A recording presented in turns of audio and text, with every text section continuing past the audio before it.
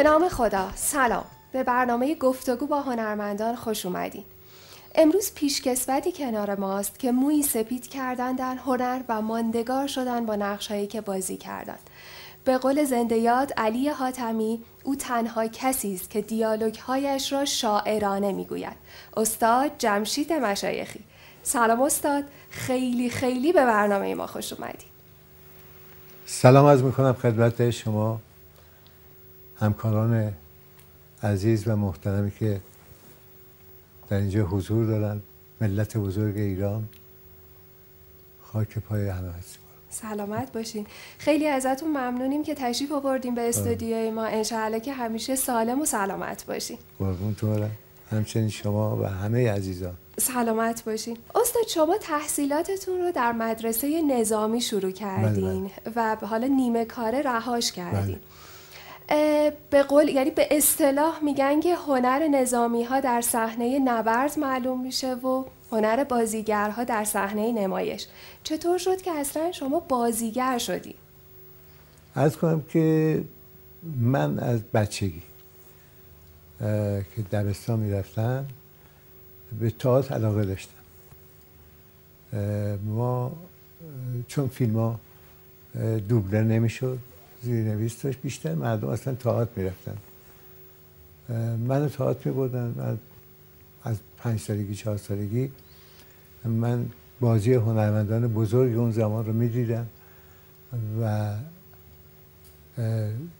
به حساب علاقه پیدا کردم به این هنر به عنوان یه بازیگر. پدر من چون نظامی بود دوست داشت من نظامی بشم، ولی بعدها خب روحیه من سازگار نبود با نظام. نمیگم که هر کی رفته افسر شده کار بدی کرده، اصلا چنین چیزی نیست. آدمای بزرگی هستن برای وطنشون رفتن و دیدیم توی این نبرد 8 سال بزرگانی بودن که به شهادت رسیدن برای ایران و ناموس مردم. بله. بنده و احترام ویژه قائلم برشون، ولی از نظر روحی فرض کنم نمیتونم یه نظامی خوب باشم. این بود که با اون کاری که علاقه داشتم، اونم تئاتر بود، سال 1336 که سال تأسیس اداره هنرهای دراماتیکه که بعدها اسم این اداره تغییر پیدا کرد شد اداره تئاتر. بنده اولین کسی بودم که تو این اداره استخدام شده. البته رئیس اداره شادروان دکتر مهدی فروغ بود. ایشون تحصیل کرده انگلیس بود، در رشته تئاتر تحصیل کرده بود. از من امتحان کرد، یادم متنی رو داد من بخونم، 1 ساعتی به من عرض کنم که وقت داد که بری اینو بخونی بیایی جلو من اجرا کن. حتی خط من رو امتحان کرد. بعد گفت که میتونی.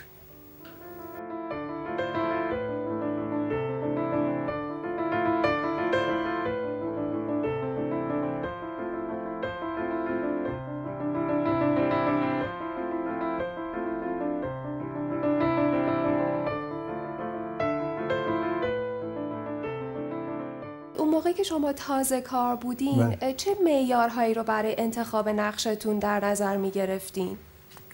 انتخاب صحبت این بود، پیس‌های با ارزشی بود، بیشترش ترجمه بود، ترجمه از بزرگان درام‌نویس‌های بزرگ جهان بود و تقدیر اونجا صحبت این نبود که بنده بگم این نقش رو دوست دارم یا دوست ندارم، چون همه نقش‌ها مهم بود و ارزش داشت. درسته. اولین کار حرفه‌ای که توی حالا چون از تئاتر کارتون رو شروع کردین، اولین کار حرفه‌ای که انجام دادین و بابتش دستمزد گرفتین چه کاری بود استاد؟ عرض کنم که ما برنامه حرفه‌ای فرمودین تو تلویزیون اجرا کردیم. بابت ما یه حقوقی میگرفتیم ماهیانه، ولی اگر که پیاسی اجرا می‌کردیم 250 تومن بابت اون نقشی که بازی کرده بودیم از کنم به ما پرداخت می‌کرد. من فکر می‌کنم که یک پیاسی بود به نام سفر دریایی که اگر اشتباه نکنم آقای رکن‌الدین خسروی که حالا ایران نیستن ایشون کارگردانی کردن و من تو اون بازی کردم که رو صحنه هم جلوی دوربین هم روی صحنه.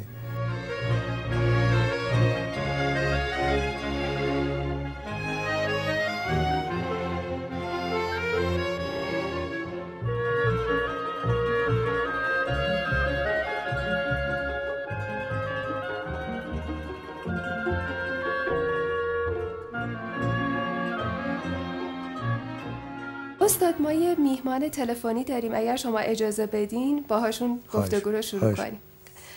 سلام آقای پرستویی، خیلی خیلی خوش اومدین به برنامه ما. سلامت کردم خانم، امیدوارم که حالتون خوب باشه. سلام عرض می‌کنم خدمت استاد عزیزم جناب آقای مشایخی بزرگوار و من نمی‌دونم چقدر روز خوبیه برام که در واقع میتونم حداقل به این بهانه در واقع صدای عزیزمون رو بشنوم. واقعا خسته نباشید میگم به خاطر یک عمر فعالیت واقعا شرافتمندانه و آبرومندانه‌ای که ماها همیشه در واقع پیرو خط شما هستیم و با افتخار همیشه از شما یاد میکنیم. عرض ادب میکنم خدمتتون. استاد آقای پرستویی هستن، دوربین در خدمت شماست. شما من سلام عرض میکنم خدمت پرویز عزیز.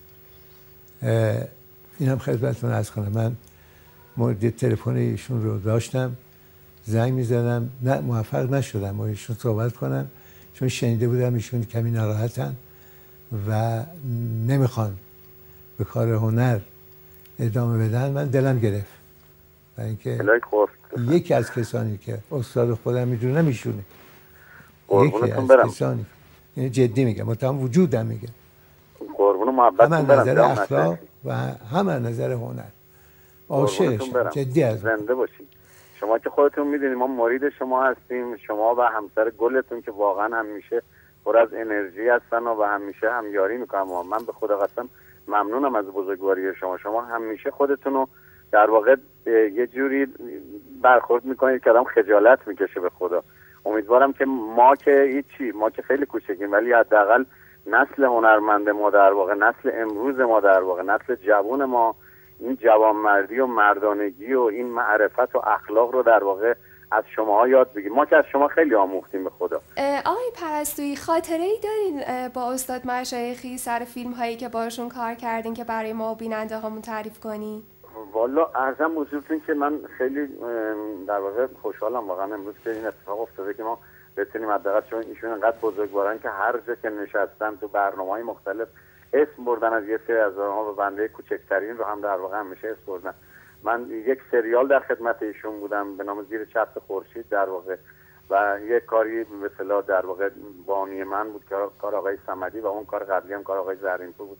واقعا میگم من یاد گرفتم به خدا قسم اینه که دارم میگم، یعنی من همیشه گوش شنوا دارم برای شنیدن از این بزرگواران که همیشه در واقع شعر حافظ از کلامشون نمیفته، از زبانشون نمیفته و انقدر انرژی دارن توی صحنه، انقدر بزرگوارن، انقدر لذت میبره آدم وقتی مثلا فرض کنید با این بزرگوار کار میکنه که حد نداره. و واقعا میگم بله در 2 فیلم و یه سریال به اصطلاح کار کردیم، من واقعا بیشترین لذت دنیا رو بردم. من یادم نمیره توی امام علی ما کار میکردیم، در واقع کاشان بودیم و بلند شدیم رفتیم توی هتل امیرکبیر کاشان، میرفتیم قدم بزنیم، تاریک هم بود، تاریک و لابلای این درختای پیاده رو داشتیم میرفتیم توی تاریکی. خدا شاهد آدما می اومدن و بدو دنبال آقای مشایخی و سلام میکردم و میدیدم که انقدر با لذت سلام میکنن و شنیدن علیک در واقع براشون کلی به اصطلاح میتونه ارزشمند باشه.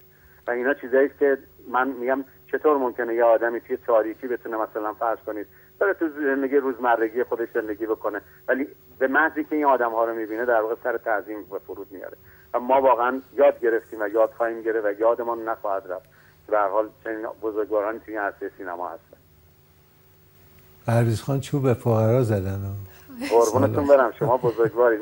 مرید شما هستیم. به خدا خاک باتم، قربونتون زنده برم. باشید. قربونتون برم. ان شاءالله همیشه تندرست و سلامت باشید. همچنین شما گل قربونتون برم.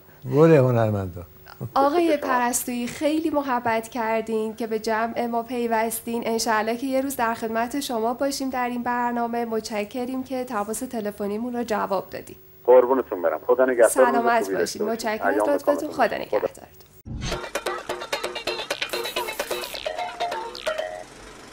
خب این بخش اول گفتگوی ما با استاد جمشید مشایخی بود. در قسمت‌های بعدی هم همراه ما باشید.